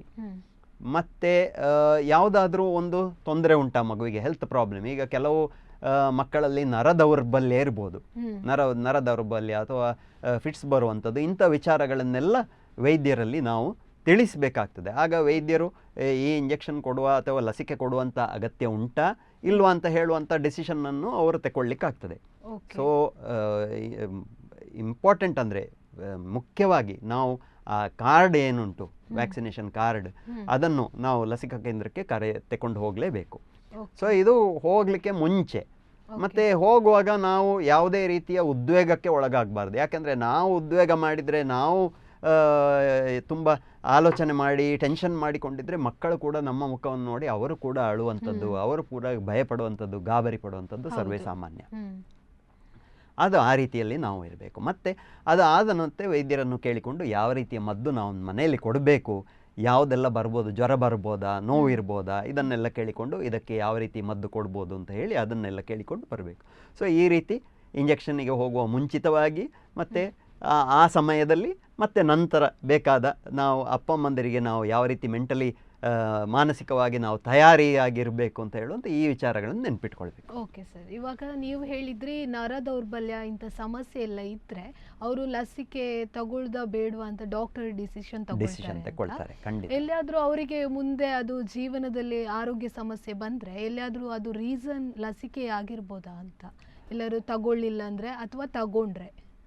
ಈಗ ಏನಾಗ್ತದೆ ಅಂತ ಹೇಳಿದರೆ, ಈ ಎಷ್ಟೋ ಕೋಟಿಯಲ್ಲಿ ಒಂದು ಸಲ ಹೀಗೆ ಆಗುವಂಥ ಸಾಧ್ಯತೆ ಇರ್ತದೆ. ಯಾಕೆಂದರೆ ಯಾವುದೇ ಮದ್ದು ಅಡ್ಡ ಪರಿಣಾಮ ಇಲ್ಲದೆ ಇರುವಂತಹ ಮದ್ದು ಇಲ್ಲೇ ಇಲ್ಲ. ಹೌದು, ಯಾವುದು ನಮಗೆ ಪರಿಣಾಮ ಉಂಟು ಅದಕ್ಕೆ ಅಡ್ಡ ಪರಿಣಾಮ ಇದ್ದೇ ಇರ್ತದೆ. ಆದರೆ ನಾವು ನೋಡಬೇಕಾಗ್ತದೆ ಯಾವುದು ಜಾಸ್ತಿ ಬೆನಿಫಿಟ್ ಜಾಸ್ತಿ ಅಂತ. ನಾನು ಈಗಾಗಲೇ ಹೇಳಿದ್ದೇನೆ, ಬೇರೆ ಬೇರೆ ಬೇರೆ ಕಾಯಿಲೆಗಳನ್ನು ನಮಗೆ ತಡಿಲಿಕ್ಕಾಗಿದೆ, ತುಂಬ ಕಡಿಮೆ ಆಗಿದೆ ಅಂತ. ಆದರೆ ಅಪರೂಪಕ್ಕೆ ಈ ರೀತಿ ಅಡ್ಡ ಪರಿಣಾಮಗಳು ಇರ್ಬೋದು. ಆದರೆ ನಾವು ಸಾಮಾನ್ಯ ಅಡ್ಡ ಪರಿಣಾಮಗಳನ್ನು ನೋಡಿದರೆ ಏನು ಅಂತ ಹೇಳಿದರೆ, ಈಗ ಕಾಲಿನಲ್ಲಿ ಊತ ಬರುವಂಥದ್ದು, ಅಲ್ಲಿ ಬಿಸಿ ಇರುವಂಥದ್ದು, ಕೆಂಪಾಗುವಂಥದ್ದು, ಆ ಕಾಲನ್ನು ಮೂಮೆಂಟ್ ಮಾಡಲಿಕ್ಕೆ, ಕಾಲನ್ನು ಅಂದಾಡಿಸಲಿಕ್ಕೆ ಕಷ್ಟ ಆಗುವಂಥದ್ದು, ಇವೆಲ್ಲ ಸಾಮಾನ್ಯ. ಅಥವಾ ಅಪರೂಪದಲ್ಲಿ ಸ್ವಲ್ಪ ಜ್ವರ ಬರ್ಬೋದು, ಇದು ಕೂಡ ಸಾಮಾನ್ಯ. ಆದರೆ ಅಪರೂಪಕ್ಕೆ ನಾವು ಇಂಜೆಕ್ಷನ್ ಕೊಟ್ಟಾಗ ಕೆಲವು ಲಸಿಕೆ ಕೊಟ್ಟಾಗ ಕೆಲವು ಸಮಸ್ಯೆ ಬರ್ಬೋದು. ಈಗ ಉದಾಹರಣೆಗೆ ಫಿಟ್ಸ್ ಬರುವಂಥದ್ದು ಇರ್ಬೋದು, ಅಥವಾ ಮೆದುಳಿಗೆ ಎಫೆಕ್ಟ್, ಇದೆಲ್ಲ ಎಷ್ಟೋ ಕೋಟಿಯಲ್ಲಿ ಇದನ್ನು ನಾವು ಲೆಕ್ಕಕ್ಕೆ ತಗೊಳ್ಳುವ ಹಾಗೆ ಇಲ್ಲ. ಅಪರೂಪದಲ್ಲಿ ಅಪರೂಪ. ಓಕೆ ಸರ್, ಇವಾಗ ಲಸಿಕೆ ಬಗ್ಗೆ ಹೇಳಿದರೆ ನೀವು, ಇದರ ಮುಂದುವರಿಕೆ ಆಗಿ ಲಸಿಕೆ ತಗೊಳ್ಳೋದು ವಿಳಂಬವಾದರೆ ಅಥವಾ ಲಸಿಕೆಯಿಂದ ಎಲ್ಲಿಯಾದರೂ ತಪ್ಪಿಸಿಕೊಂಡ್ರೆ ಏನೆಲ್ಲ ಸಮಸ್ಯೆ ಆಗ್ಬೋದು ಅಂತ ಜೀವನದಲ್ಲಿ? ಖಂಡಿತ. ಈಗ ಲಸಿಕೆ ನಾನು ಆಗಲೇ ಹೇಳಿದಾಗೆ ಒಂದು ವೇಳಾಪಟ್ಟಿ ಅಂತ ಇರ್ತದೆ. ಆ ವೇಳಾಪಟ್ಟಿಗೆ ಸರಿಯಾಗಿ ಅನುಗುಣವಾಗಿ ನಾವು ತಗೊಳ್ಬೇಕು ಅಂತ. ಆದರೆ ಕೆಲವೊಮ್ಮೆ ಏನೋ ಒಂದು ಪ್ರಾಬ್ಲಮ್ ಬರ್ತದೆ. ನಮಗೆ ಅಲ್ಲಿ ಹೋಗ್ಲಿಕ್ಕಿರ್ತದೆ, ಇಲ್ಲಿ ಹೋಗ್ಲಿಕ್ಕಿರ್ತದೆ, ಮದುವೆ ಫಂಕ್ಷನ್ ಬಂತು, ಏನಾದರೂ ಒಂದು ಬಂತು ಅಂತ ಇಟ್ಕೊಳ್ಳಿ. ಸೊ ಅವತ್ತಿಗೆ ನಮಗೆ ಹೋಗಿ ಲಸಿಕೆ ತಗೊಳ್ಲಿಕ್ಕೆ ಆಗಲಿಲ್ಲ ಅಂತೇಳಿ ಏನು ತೊಂದರೆ ಇಲ್ಲ, ನಾವು ಅದನ್ನು ಮುಂದುವರಿದು ನಾವು ತಗೊಳ್ಬೋದು, ಕೆಲವು ದಿನ ಬಿಟ್ಟು ತಗೊಳ್ಬೋದು. ವೈದ್ಯರಲ್ಲಿ ನಾವು ಹೀಗೆ ಅಂತ ಹೇಳಿದರೆ ಆಯಿತು, ನಾವು ಹೀಗೆ ಔಟ್ ಆಫ್ ಸ್ಟೇಷನ್ ಇದ್ದೆವು, ಏನೋ ಒಂದು ಸಮಸ್ಯೆ ಆಯಿತು, ಹಾಗಾಗಿ ನಮಗೆ ತಗೊಳ್ಳಿಕ್ಕಾಗಲಿಲ್ಲ. ಅಥವಾ ಮಗು ಜ್ವರ ಇದ್ದಿರ್ಬೋದು. ಜ್ವರ ಇದ್ದರೆ ಸಾಮಾನ್ಯವಾಗಿ ನಾವು ಲಸಿಕೆಯನ್ನು ಕೊಡುವುದಿಲ್ಲ. ಸ್ವಲ್ಪ ಈ ಜ್ವರ ಎಲ್ಲ ಕಡಿಮೆ ಆದ ನಂತರ ಲಸಿಕೆಯನ್ನು, ಆ ಒಂದು ಇನ್ಫೆಕ್ಷನ್ ಹೋದ ನಂತರ ಕೊಡ್ಬೋದು ಅಂತ ಹೇಳ್ತೇವೆ. ಸೊ ಅಂಥ ಸಂದರ್ಭದಲ್ಲಿ ಏನು ಮಾಡ್ತೇವೆ ಅಂತ ಹೇಳಿದರೆ, ಈ ಲಸಿಕೆಯನ್ನು ಸ್ವಲ್ಪ ಮುಂದೂಡಿ ಅದೇ ರೀತಿಯಾಗಿ ಕೊಡ್ಬೋದು. ಅಥವಾ ಕೆಲವು ಸಂದರ್ಭ ಏನಾಗ್ತದೆ, ಯಾವುದೋ ಕಾರಣಕ್ಕೆ ಯಾವುದೇ ಲಸಿಕೆಯನ್ನು ಹಾಕಿಕೊಂಡಿರುವುದಿಲ್ಲ, 4-5 ವರ್ಷದಲ್ಲಿ ಮಕ್ಕಳನ್ನು ಕರ್ಕೊಂಡು ಬರ್ತಾರೆ, ನಾವು ಯಾವುದೇ ಲಸಿಕೆ ಹಾಕಲಿಲ್ಲ ಇಷ್ಟರವರೆಗೆ ಅಂತ ಹೇಳಿ. ಸೊ ಅವರಿಗೂ ಕೂಡ ನಾವು ಅವರ ಇದಕ್ಕೆ ಟೈಲರ್ ಮೇಡ್ ಆಗಿ ಅವರಿಗೆ ಸರಿಯಾಗಿ ನಾವು ಓಕೆ ನೀವು ಈ ರೀತಿಯ ಇಂಜೆಕ್ಷನ್ನು ಹಾಕಿಸಿ. ವೈದ್ಯರನ್ನು ನೀವು ಸಂಪರ್ಕಿಸಬೇಕಷ್ಟೇ, ಅವರು ನಿಮಗೆ ಹೇಳಿಕೊಡ್ತಾರೆ ಯಾವ ರೀತಿಯ ಲಸಿಕೆಯನ್ನು ನೀವು ಹಾಕಿಸಬೇಕು, ಯಾವ ರೀತಿ ಮುಂದುವರಿಯಬೇಕು ಅಂತ ಬೇಕಾದ ಗೈಡೆನ್ಸನ್ನು ಯಾವುದೇ ಹತ್ತಿರದ ಆಸ್ಪತ್ರೆಯಲ್ಲಿ ಹೋದರೆ ನಿಮಗೆ ಹೇಳಿಕೊಡ್ತಾರೆ. ಸೊ ಆ ರೀತಿಯಾಗಿ ಮುಂದುವರಿಸಬೇಕು. ಇನ್ನು ನೀವು ಹೇಳಿದಾಗೆ ಕೊಡುವುದು ಲೇಟ್ ಆದರೆ, ಹೌದು ಲೇಟ್ ಆದರೆ ಏನಾಗ್ತದೆ, ಅಷ್ಟು ಸಮಯದವರೆಗೆ ನಿಮ್ಮ ಮಗುವಿಗೆ ಪ್ರೊಟೆಕ್ಷನ್ ಇಲ್ಲದೆ ಆಗ್ತದೆ. ಸೊ ಈಗ ನಾವು 1 ವರ್ಷದಲ್ಲಿ ಹಾಕುವಂಥ ಲಸಿಕೆಯನ್ನು 5 ವರ್ಷದಲ್ಲಿ ಹಾಕಿದರೆ ಆ 1ರಿಂದ 4 ವರ್ಷದವರೆಗೆ ಮಗುವಿಗೆ ಯಾವುದೇ ಪ್ರೊಟೆಕ್ಷನ್ ಇರುವುದಿಲ್ಲ. ಈಗ ನಾವು ಒಂದು ದೊಡ್ಡ ಸಾಂಕ್ರಾಮಿಕ, ನಾನು ಆಗಲೇ ಹೇಳಿದ್ದೇನೆ, ಏನು ಅಂತ ಹೇಳಿದರೆ prevention is better then cure. ಒಮ್ಮೆ ಕಾಯಿಲೆ ಬಂದರೆ ನಂತರ ಅದರಿಂದ ಸಫರ್ ಆಗೋದಕ್ಕಿಂತ ನಾವು ಮೊದಲೇ ಇದು ಲಸಿಕೆಯನ್ನು ಹಾಕಿಸಿದರೆ ಯಾವುದೇ ರೀತಿಯ ಸಮಸ್ಯೆ ಇರುವುದಿಲ್ಲ. ಅದರಿಂದ ಯಾವ ರೀತಿಯ ವೇಳಾಪಟ್ಟಿ ಇದೆ ಅದಕ್ಕೆ ಸರಿಯಾಗಿ ಯಾವಾಗಲೂ ವ್ಯಾಕ್ಸಿನೇಷನ್ ಮಾಡಿಸೋದು ಯಾವಾಗಲೂ ಉತ್ತಮ.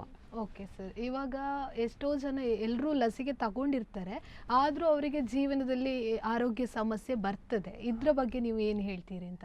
ಖಂಡಿತ, ಅದು ಕೂಡ ಒಂದು ಒಳ್ಳೆ ಪ್ರಶ್ನೆ. ಈಗ ಲಸಿಕೆ ಹಾಕಿದ ಮಾತ್ರಕ್ಕೆ ನಾವು ಆ ಕಾಯಿಲೆ ಬರಲೇಬಾರದು ಅಂತ ಇಲ್ಲ. ಈಗ ಅಪರೂಪಕ್ಕೆ ಅಂದರೆ ಯಾವುದೇ ಮದ್ದು ಕೂಡ 100% ಅಲ್ಲ. ಸೊ ಇದು ನಾವು ಲಸಿಕೆ ಕೊಟ್ಟಿದ್ದೇವೆ, ಈ ಕಾಯಿಲೆ ಬರಲೇಬಾರದು ಅಂತ ಹೇಳಿ ಸಾಧ್ಯ ಇಲ್ಲ. ಏನಾಗ್ತದೆ ಅಂತ ಹೇಳಿದರೆ, ಎಷ್ಟೋ ಒಂದು 2-3% ಇರ್ಬೋದು ಅವರಲ್ಲಿ ಎಲ್ಲ ಲಸಿಕೆ ಟೈಮ್ ಪ್ರಕಾರ ತೆಕ್ಕೊಂಡ್ರೂ ಕೂಡ ಅದಕ್ಕೆ ಬೇಕಾದ ರೋಗ ನಿರೋಧಕ ಶಕ್ತಿ ಬೇರೆ ಬೇರೆ ಕಾರಣಕ್ಕೆ ರೋಗ ನಿರೋಧಕ ಶಕ್ತಿ ಉತ್ಪಾದನೆ ಆಗಿರುವುದಿಲ್ಲ. ಆದ್ದರಿಂದ ಬರುವಂಥ ಸಾಧ್ಯತೆಗಳು, ಕಾಯಿಲೆ ಬರುವಂಥ ಸಾಧ್ಯತೆ ಇಲ್ಲ ಅಂತ ಹೇಳಲಿಕ್ಕಾಗೋದಿಲ್ಲ, ಅಪರೂಪಕ್ಕೆ ಬರಬಹುದು. Okay okay sir. ಇವಾಗ ಲಸಿಕೆ ನೀಡ್ತಾರಲ್ಲ, ಅದು ಎಲ್ಲ ರೋಗಗಳಿಗೆ ಸಂಬಂಧಪಟ್ಟ ಹಾಗೆ ನೀಡುದು, ಅಂದ್ರೆ ಈ ರೋಗಕ್ಕೆ ಈ ಲಸಿಕೆ ಹಾಗೆ ಅಂತ ಇಲ್ಲ. ಹಾಗಾಗಿ ಯಾವ ರೋಗ ಬರುವ ಚಾನ್ಸಸ್ ಕೂಡ ಇರ್ತದೆ ಅಂತ ನೀವು ಹೇಳ್ತೀರಾ? ಅಲ್ಲ, ಈಗ ಹಾಗೆಂತಲ್ಲ, ಈಗ ಪೋಲಿಯೋಕ್ಕೆ ಅಂತ ಹೇಳಿ ಒಂದು ಲಸಿಕೆ ಉಂಟು ಅಂತ ಹೇಳುವ. ಈಗ ಬಾಯಲ್ಲಿ ಕೊಡುವಂಥ ಡ್ರಾಪ್ಸ್ ಈಗ ಪೋಲಿಯೋಕ್ಕೆ ವರ್ಕ್ ಆಗ್ತದೆ. ಅದೇ ರೀತಿ ಈಗ ಏನಾಗಿದೆ, ಪೋಲಿಯೋಕ್ಕೆ ಇಂಜೆಕ್ಷನ್ ರೀತಿಯಲ್ಲಿ ಕೊಡುವಂಥ ಲಸಿಕೆ ಕೂಡ ಉಂಟು. ಸೊ ಎರಡನ್ನು ಕೂಡ ಕೊಡ್ತೇವೆ. ಆದರೆ ಕೆಲವು ಸಂದರ್ಭದಲ್ಲಿ ಏನಾಗ್ಬೋದು, ಇಷ್ಟೆಲ್ಲ ಕೊಟ್ಟ ನಂತರವೂ ಕೂಡ ಕಾಯಿಲೆ ಬರುವಂಥ ಸಾಧ್ಯತೆ ಇರ್ತದೆ. ಅದೇ ರೀತಿ ನಾವು ಏನು ಮಾಡ್ತೇವೆ, ಈಗ ನಾವು ಸ್ವಲ್ಪ ನೋವಿರುವಂಥ ಇಂಜೆಕ್ಷನ್ ನಾವು ಪೆಂಟಾವೆಲೆಂಟ್ ಇಂಜೆಕ್ಷನ್ ಅಂತ ಹೇಳ್ತೇವೆ. ಅಂದರೆ ಡಿಫ್ಟೀರಿಯಾ, ನಾನು ಹೇಳಿದಾಗೆ ಡಿಫ್ಟೀರಿಯಾ ಅಂದರೆ ಗಳಗಂಡ ರೋಗ, ಇಲ್ಲಿ ದಪ್ಪ ಆಗುವಂಥದ್ದು, ನಾಯಿ ಕೆಮ್ಮು ಇರುವಂಥದ್ದು, ಮತ್ತು ಧನುರ್ವಾಯು ಟೆಟನಸ್ ಅಂತ ಏನು ಹೇಳ್ತೇನೆ ಹೇಳಿದ್ದೇವೆ ಅದನ್ನು, ಮತ್ತು ಎಚ್ ಇನ್ಫ್ಲುಯೆನ್ಸಾ ಬಿ ಅಂತೇಳಿ ಅಂದರೆ ಒಂದು ರೀತಿಯ ನ್ಯುಮೋನಿಯಾ ಮತ್ತು ಮೆದುಳು ಜ್ವರವನ್ನು ತಡೆಯುವಂಥ ಲಸಿಕೆ, ಮತ್ತು ಈ ನ್ಯೂಮೋಕಾಕಲ್ ಅಂತ ಹೇಳ್ತೇವೆ, ಅದು ಕೂಡ ಒಂದು ರೀತಿಯ ನ್ಯುಮೋನಿಯಾವನ್ನು ತಡೆಯುವ ಲಸಿಕೆ, ಹೆಪಟೈಟಿಸ್ ಬಿ ಅಂದರೆ ಒಂದು ರೀತಿಯ ಜಾಂಡಿಸನ್ನು ತಡೆಯುವ ಲಸಿಕೆ. ಸೊ ಈ ಎಲ್ಲ ಲಸಿಕೆ, ಬೇರೆ ಬೇರೆ ಲಸಿಕೆಗಳು ಬೇರೆ ಬೇರೆ ಕಾಯಿಲೆಗೆ ಇದೆ. ಅದನ್ನೆಲ್ಲ ನಾವು ಈಗ ಫ್ರೀಯಾಗಿ ಗೌರ್ಮೆಂಟ್ ಆಸ್ಪತ್ರೆಗಳಲ್ಲಿ ಲಭ್ಯ ಇದೆ. ಆದರೆ ಈ ಲಸಿಕೆಗಳೆಲ್ಲ ಹಾಕಿದ ನಂತರವೂ ಕೂಡ ಅಪರೂಪಕ್ಕೆ ಬರ್ಬೋದು, ಕರೆಕ್ಟಾಗಿ ಕೊಟ್ಟ ನಂತರವೂ ಬರ್ಬೋದು ಅಂತ ಹೇಳುವಂಥದ್ದು ಒಂದು ವಿಷಯ ಉಂಟು. ಆದರೆ ಸಾಮಾನ್ಯವಾಗಿ ಬರೋದಿಲ್ಲ, 100ರಲ್ಲಿ ಒಂದು 99% ಬರಲಿಕ್ಕಿಲ್ಲ. ಆದರೆ ಅಪರೂಪಕ್ಕೆ ಅದು ಕೊಟ್ಟರೂ ಕೂಡ ಬರುವಂಥ ಸಾಧ್ಯತೆಗಳು ಉಂಟು. Okay sir. ಇವಾಗ ಒಂದು ಮಗುವಿಗೆ ಒಂದು ನಿರ್ದಿಷ್ಟ ಕಾಯಿಲೆಗಂತ ಲಸಿಕೆ ನೀಡಿರ್ತಾರೆ, ಮತ್ತೆ ಅದನ್ನು ಮುಂದುವರಿಸಬೇಕಾ ಅಂತ ಆ ಲಸಿಕೆಯನ್ನು? ಈಗ ಏನಾಗ್ತದೆ ಅಂತ ಹೇಳಿದರೆ, ಈ ಲಸಿಕೆಗಳು ನಾನು ಹೇಳಿದಾಗೆ ಬೇರೆ ಬೇರೆ ಲಸಿಕೆಗಳಲ್ಲಿ ಬೇರೆ ಬೇರೆ ಡೋಸ್ ಇದೆ. ಈಗ ಕೆಲವು ಲಸಿಕೆ ನಾನು ಆಗಲೇ ಹೇಳಿದಾಗೆ BCG ಒಂದು ಚುಚ್ಚುಮದ್ದು ಹಾಕಿಸಿದ್ರೆ ಆಯಿತು. ಅದರಲ್ಲಿ ಈ ಮೆದುಳಿಗೆ ಎಫೆಕ್ಟ್ ಆಗುವಂಥ TB ಮೊದಲೆಲ್ಲ ಸರ್ವೇ ಸಾಮಾನ್ಯ ಆಗಿತ್ತು. ಈಗ ಅದೆಲ್ಲ ಕಡಿಮೆ ಕಡಿಮೆ ಆಗಿದೆ. ಯಾಕೆಂತ ಹೇಳಿದರೆ ಅದನ್ನು ತಡಿಲಿಕ್ಕಾಗ್ತದೆ. ಸೊ ಅದು ಅದರಲ್ಲೇ ಇದಾಗ್ತದೆ. ಮತ್ತು ಅದೇ ರೀತಿ ಪೋಲಿಯೋ, ನಾನು ಆಗಲೇ ಹೇಳಿದಾಗೆ ಪೋಲಿಯೋ ಡ್ರಾಪ್ಸ್ ಕೊಡೋದ್ರಿಂದ ಬೇರೆ ಬೇರೆ, ಮೊದಲೆಲ್ಲ ಭಾರಿ ಸಾಮಾನ್ಯ ಇತ್ತು, ಅಂಗಾಂಗ ಉನ್ನತೆ ಇರುವಂಥದ್ದು ಇದೆಲ್ಲ. ಈಗ ನೋಡಿದರೆ ನಮಗೆ ಅದರಲ್ಲಿ ಎಷ್ಟೋ ಕಡಿಮೆ ಆಗಿದೆ. ಆದರೆ ಈ ಪೋಲಿಯೋ ಇದು ಒಮ್ಮೆ ಹಾಕಿದರೆ ಸಾಲೋದಿಲ್ಲ, ನಾವು ರಿಪೀಟ್ ಆಗಿ ಕೊಡಬೇಕಾಗ್ತದೆ. ಯಾಕೆಂದರೆ ಒಂದು ಡೋಸ್ ಕೊಟ್ಟರೆ ಅದರಲ್ಲಿ 100ಕ್ಕೆ 100 ಪ್ರೊಟೆಕ್ಷನ್ ಇರೋದಿಲ್ಲ, ಅದರಲ್ಲಿ ಒಂದು 45-50% ಪ್ರೊಟೆಕ್ಷನ್ ಇರ್ಬೋದು. ಹಾಗಾಗಿ ಪುನಃ ಕರೆದು ಪುನಃ ವ್ಯಾಕ್ಸಿನೇಷನ್ ಮಾಡಿಸ್ತೇವೆ. ಹಾಗಾಗಿ ಆ ರೀತಿ ರಿಪೀಟೆಡ್ ಡೋಸ್. ಇದು ಮಾತ್ರ ಅಲ್ಲದೆ ನಾವು ವ್ಯಾಕ್ಸಿನೇಷನ್ ಡೇಸ್ ಅಂತ ಹೇಳಿ ಉಂಟು. ಅಂದರೆ ಒಂದೇ ದಿನ, ನೀವು ಕೇಳಿರ್ಬೋದು ಪೇಪರಲ್ಲೆಲ್ಲ ಬರ್ತದೆ, ಇವತ್ತು ಪಲ್ಸ್ ಪೋಲಿಯೋ ದಿನ ಅಂತ ಹೇಳಿ ಒಂದು ಕೇಳಿರ್ತೀರಿ. ಅಂಗನವಾಡಿ ಕೇಂದ್ರದಲ್ಲೆಲ್ಲ ಒಮ್ಮೆಲೆ ಇಂಥ ದಿನಕ್ಕೆ ಬನ್ನಿ, ಜನವರಿ ಇಷ್ಟಕ್ಕೆ ಬನ್ನಿ, ಪಲ್ಸ್ ಪೋಲಿಯೋ ದಿನ ಉಂಟು, ಎಲ್ಲರೂ ಹಾಕಿಸ್ಬೇಕು ಅಂತ ಹೇಳಿ. ಸೊ ಇದು ಕೂಡ ನಾವು ಕೊಡ್ಲಿಕ್ಕುಂಟು, ಇಮ್ಯುನೈಸೇಷನ್ ಡೇಸ್ ಅಂತೇಳಿ. ಅಂದರೆ ಎಲ್ಲ ಕಡೆ ಒಂದೇ ದಿನ ಹಾಕಿಸ್ತಾರೆ ವ್ಯಾಕ್ಸಿನೇಷನ್. ಇದು ಕೂಡ ಪೋಲಿಯೋವನ್ನು ತಡಿಲಿಕ್ಕೆ ನಾವು ಸ್ಪೆಸಿಫಿಕ್ ಆಗಿ ಮಾಡುವಂಥ ಇದು. ಸೊ ರಿಪೀಟೆಡ್ ಆಗಿ ಕೊಡಬೇಕಾಗ್ತದೆ ಕೆಲವು ವ್ಯಾಕ್ಸಿನನ್ನು. ಅದೇ ರೀತಿ ನಾನು ಹೇಳಿದಾಗೆ ಒಂದೇ ವ್ಯಾಕ್ಸಿನ್ನಲ್ಲಿ ನಡೀತದೆ.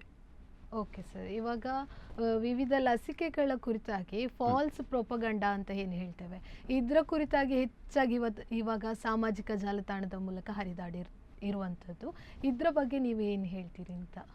ಇದು ಖಂಡಿತ ಒಳ್ಳೆಯ ಪ್ರಶ್ನೆ. ಏನು ಅಂತ ಹೇಳಿದರೆ ನೋಡಿ, ಏನೆಲ್ಲ ಈಗಿನ ಈ ವಾಟ್ಸಪ್ ಫಾರ್ವರ್ಡ್ಗಳು 1000 ಬರ್ತದೆ. ಅಥವಾ ಯಾರಾದರೂ ಅವರಿಗೆ ಗೊತ್ತಿಲ್ಲದ ವಿಚಾರ, ಈಗ ಯಾರೋ ಒಬ್ಬ ದೊಡ್ಡ ಮನುಷ್ಯ ಇರ್ಬೋದು, ಆ ರಾಜಕೀಯದಲ್ಲಿ ಆ ವ್ಯಕ್ತಿ ದೊಡ್ಡ ವ್ಯಕ್ತಿ ಇರ್ಬೋದು, ಆದರೆ ವೈದ್ಯ ಅಲ್ಲ, ಆದರೂ ಕೂಡ ಅವರೇನು ಹೇಳ್ತಾರೆ, ಇದು ಕೊಟ್ಟರೆ ಹೀಗೆ ಆಗ್ತದೆ ಹಾಗೆ ಆಗ್ತದೆ ಅಂತ ಸುಮ್ಮನೆ ಅವರಿಗೆ ಗೊತ್ತಿಲ್ಲದ ವಿಚಾರಗಳಲ್ಲಿ ಅವರು ಮೂಗು ತೋರಿಸಿ, ನಮ್ಮ ಭಾರತದಲ್ಲಿ ಇಲ್ಲ, ನಾವು ಹೊರ ದೇಶದ ಕೆಲವರು ನಾಯಕರೆಲ್ಲ ಹೀಗೆ ಉಂಟು, ಅವರಿಗೆ ಆ ವಿಚಾರ ಗೊತ್ತಿರೋದಿಲ್ಲ, ಆದರೆ ಅವರು ಅದರ ಬಗ್ಗೆ ಒಂದು ಅಥಾರಿಟಿ ಹಾಗೆ ಮಾತಾಡಲಿಕ್ಕೆ ಶುರು ಮಾಡ್ತಾರೆ.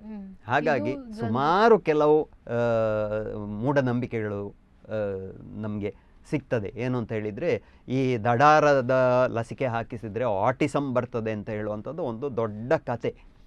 ಇದಕ್ಕೆ ಪ್ರೂಫೇ ಇಲ್ಲ, ಆದರೂ ಕೂಡ ಇದನ್ನು ಹೇಳ್ತಾ ಇದ್ದಾರೆ. ಅಥವಾ ಪೋಲಿಯೋ ಬಗ್ಗೆ ಕೂಡ, ಪೋಲಿಯೋ ಹಾಕಿದರೆ ನರ ದೌರ್ಬಲ್ಯ ಆಗ್ತದೆ ಅಂತ ಇರ್ಬೋದು, ಅಥವಾ ಮಕ್ಕಳಾಗೋದಿಲ್ಲ ಅಂತ ಹೇಳುವಂಥದ್ದು. ಅದು ಈ ಕೊರೋನಾ ಇದು ತಗೊಂಡಾಗ್ಲೂ ಇದೇ ರೀತಿಯ ಏನೇನೋ ಕತೆಗಳನ್ನೆಲ್ಲ ಜನರು ಹೇಳ್ತಾ ಇದ್ರು. ಇದು ಯಾವುದನ್ನು ನಂಬೇಡಿ. ಯಾಕೆಂತ ಹೇಳಿದರೆ, ನಾನು ಆಗಲೇ ಹೇಳಿದ ಹಾಗೆ ಪ್ರತಿ ವ್ಯಾಕ್ಸಿನ್ ಕೊಡುವಾಗಲೂ ಎಷ್ಟೋ ಟ್ರಯಲ್ಸ್ ಅಂತ ಹೇಳ್ತೇವೆ. ಅಂದರೆ ಮೊದಲಿಗೆ ನಾನು ಹೇಳಿದಾಗೆ ಸಣ್ಣ ಗುಂಪಿನ ಜನರಲ್ಲಿ ಕೊಡ್ತಾರೆ, ಮತ್ತೆ ಸ್ವಲ್ಪ ದೊಡ್ಡ ಗುಂಪು, ಹಾಗೆ ಆಗಿ ಆಗಿ ಆಗಿ ಮತ್ತೆ ನಾವು ಮಾರುಕಟ್ಟೆಗೆ ಬಿಡುಗಡೆ ಆಗುವಂಥ ಲಸಿಕೆಗಳು. ಹಾಗಾಗಿ ಅದರಿಂದ ಯಾವುದೇ ತೊಂದರೆ ಇರುವುದಿಲ್ಲ. ಒಮ್ಮೆ ಗೌರ್ಮೆಂಟ್ ಅದನ್ನು ಒಪ್ಪಿ ಇಮ್ಯುನೈಸೇಷನ್ ಶೆಡ್ಯೂಲಲ್ಲಿ, ಅಂದರೆ ನಮ್ಮ ದೇಶದಲ್ಲಿ ಎಲ್ಲರೂ ಇದನ್ನು ತಗೊಳ್ಬೇಕು ಅಂತ ಹೇಗೆ ಬಂದ ಮೇಲೆ ಅಂಥ ಸೇಫ್ಟಿ ಇರುವಂಥ ವ್ಯಾಕ್ಸಿನ್ಸನ್ನು ಮಾತ್ರ ತಗೊಳ್ತಾರೆ. ಅದರಿಂದ ಅಂಥ ಎಲ್ಲಿಯಾದರೂ ಅಂಥದ್ದನ್ನು ಕೇಳಿದರೂ ಕೂಡ ಯಾವುದನ್ನು ನಂಬೇಡಿ, ಧೈರ್ಯವಾಗಿ ಹೋಗಿ ವೈದ್ಯರಲ್ಲಿ ನೀವು ಮಾತಾಡಿ. ಆ ಥರ ಹೌದಾ ಅಂತ ಹೇಳಿ ನೀವು ಡೈರೆಕ್ಟಾಗಿ ಕೇಳ್ಬೋದು ಯಾವುದೇ ವೈದ್ಯರಲ್ಲಿ, ಕ್ಲಾರಿಫೈ ಮಾಡಿಕೊಂಡು ಮತ್ತೆ ನೀವು ಲಸಿಕೆಯನ್ನು ಹಾಕಿಸಿ ಅಂತ ಹೇಳಿ ಎಲ್ಲರಲ್ಲಿ ಕೇಳಿಕೊಳ್ಳುವಂಥದ್ದು. ಓಕೆ ಸರ್, ಇವಾಗ ಈಗ ತಾನೇ ಹುಟ್ಟಿದ ಮಗುವಿಗೆ BCG ಲಸಿಕೆಯನ್ನು ನೀಡ್ತಾರೆ. ಇದರಿಂದಾಗಿ ಏನಾಗ್ತದೆ ಅಂತ ಹೇಳಿದ್ರೆ ಕೆಲವೊಂದು ಮಕ್ಕಳಿಗೆ ಕೀವು ಉಂಟಾಗಿ ಅದರಿಂದ ಸ್ರಾವ ಆಗ್ತಾ ಇರ್ತದೆ. ಇದರಿಂದ ಪೇರೆಂಟ್ಸಿಗೆ ತುಂಬ ಭಯ ಆಗ್ತದೆ, ನನ್ನ ಮಗುವಿಗೆ ಏನಾದರೂ ಸಮಸ್ಯೆ ಆಗಿದೆಯಾ ಆರೋಗ್ಯದಲ್ಲಿ ಅಂತ. ಇದರ ಬಗ್ಗೆ ಪೇರೆಂಟ್ಸ್ಗೆ ನೀವು ಏನು ಹೇಳ್ತೀರಿ ಅಂತ? ಖಂಡಿತ ಒಂದು ಒಳ್ಳೆಯ ಪ್ರಶ್ನೆ ಇದು. ಏನಂತ ಹೇಳಿದರೆ, ನಾವು ಹುಟ್ಟಿನಲ್ಲಿ ನೀವು ಹೇಳಿದಾಗೆ ಫಸ್ಟ್ ನಾವು ಲಸಿಕೆಯನ್ನು ಕೊಡ್ತೇವೆ, BCG ಲಸಿಕೆಯನ್ನು ಕೊಡ್ತೇವೆ. ಸೊ ಇದು ಎಡದ ಕೈಯಲ್ಲಿ ನಾವು ಆರ್ಮ್ಸಲ್ಲಿಂದ ಎಡದ ಕೈಯಲ್ಲಿ ಕೊಡುವಂಥದ್ದು. ಸೊ ಏನಾಗ್ತದೆ, ಇಂಜೆಕ್ಷನ್ ಕೊಟ್ಟಾಗ ಏನು ಸಮಸ್ಯೆ ಇರುವುದಿಲ್ಲ, ಮನೆಗೆ ಹೋಗ್ತಾರೆ, ಏನಿಲ್ಲ ಇಂಜೆಕ್ಷನ್ ಎಲ್ಲ ಆಗಿದೆ ಅಂತೇಳಿ. 2 ವಾರ ಆದಮೇಲೆ ಕೆಲವರ ದೂರವಾಣಿ ಕರೆ ಬರ್ತದೆ, ಅಲ್ಲಿ ಇಂಜೆಕ್ಷನ್ ಕೊಟ್ಟ ಜಾಗದಲ್ಲಿ ಏನೋ ಕೈಗೆ ಸಿಗ್ತಾ ಉಂಟು ಸರ್ ಕೈಯಲ್ಲಿ ಅಂತ ಹೇಳಿ. ಆ್ಯಕ್ಚುಲಿ ಅದು ಸಾಮಾನ್ಯ, ಅದೇನು ವರಿ ಮಾಡುವಂಥದ್ದಲ್ಲ. ಮತ್ತೆ ಕೆಲವರು ಒಂದು 2 ತಿಂಗಳಾದ್ಮೇಲೆ ಹೇಳ್ತಾರೆ, ಆ ಇಂಜೆಕ್ಷನ್ ಕೊಟ್ಟ ಜಾಗದಲ್ಲಿ ರೇಸಿ ಬರ್ತಾ ಉಂಟು, ಅದು ಓಕೆಯಾ, ಏನಾದರೂ ಸಮಸ್ಯೆ ಉಂಟಾ ಅಂತ ಹೇಳಿ. ಆದರೆ ನಿಜದಲ್ಲಿ ಏನು ಅಂತ ಹೇಳಿದರೆ ಅದು ಕೂಡ ಸಾಮಾನ್ಯ. ಹೀಗೆ ರೇಸಿ ಬಂದು ಮತ್ತೆ ಅದು ಹೀಲ್ ಆಗ್ತದೆ, ಮತ್ತೆ ಪುನಃ ರೆಸಿ ಬರ್ಬೋದು. ಹಾಗೆ ಹಾಗೆ ಆಗಿ ಒಂದು 3 ತಿಂಗಳಾಗುವಾಗ ಅದು ಸಂಪೂರ್ಣ ಅಲ್ಲಿ ವಾಸಿಯಾಗಿರ್ತದೆ. ಮತ್ತೆ ಒಂದು ಕಲೆ ಮಾತ್ರ ಇರ್ತದೆ. ಇಂಜೆಕ್ಷನ್ ಕೊಟ್ಟದ್ದಕ್ಕೆ ಒಂದು ಪ್ರೂಫ್ ಆಗಿ ಅದೊಂದು ಕಲೆ ಬಿಟ್ಟರೆ ಬೇರೆ ಏನಿರೋದಿಲ್ಲ. ಅದರಿಂದ ಯಾವುದೇ ರೀತಿಯ ಸಮಸ್ಯೆ ಇಲ್ಲ. BCGಯ ಬಗ್ಗೆ ಈ ರೀತಿ ಯೋಚನೆ ಮಾಡೋದು ಸಾಮಾನ್ಯ, ಏನು ತೊಂದರೆ ಇಲ್ಲ ಅದರಿಂದ. ಓಕೆ ಸರ್, ಇಷ್ಟು ಸಮಯ ನಮ್ಮ ವೀಕ್ಷಕರಿಗೆ ಲಸಿಕೆಯ ಕುರಿತಾದ ಮಹತ್ವ, ಅದೇ ರೀತಿ ಇದರಿಂದ ಏನೆಲ್ಲ ನಮಗೆ ಸಹಾಯ ಇದೆ ಅನ್ನೋದ್ರ ಕುರಿತು ಸಾಕಷ್ಟು ಮಾಹಿತಿಯನ್ನು ತಿಳಿಸಿಕೊಟ್ಟಿದ್ರೆ ನಿಮಗೆ ಧನ್ಯವಾದಗಳು ಸರ್. ನಮಸ್ತೆ ಮೇಡಮ್. ಎಸ್ ವೀಕ್ಷಕರೇ, ನೀವು ಸಹ ಲಸಿಕೆ ಕುರಿತಾಗಿ ಸಾಕಷ್ಟು ಮಾಹಿತಿಗಳನ್ನು ತಿಳ್ಕೊಂಡಿದ್ದೀರಿ ಅಂದ್ಕೊಂಡಿದ್ದೇವೆ. ಇದಾಗಿತ್ತು ಈ ಹೊತ್ತಿನ ವಿಶೇಷ ಕಾರ್ಯಕ್ರಮ. ನಿರಂತರ ಸುದ್ದಿ ಹಾಗೂ ಮನೋರಂಜನೆಗಾಗಿ ನೋಡ್ತಾ ಇರಿ ದೈಜ್ ವರ್ಲ್ಡ್ 24/7.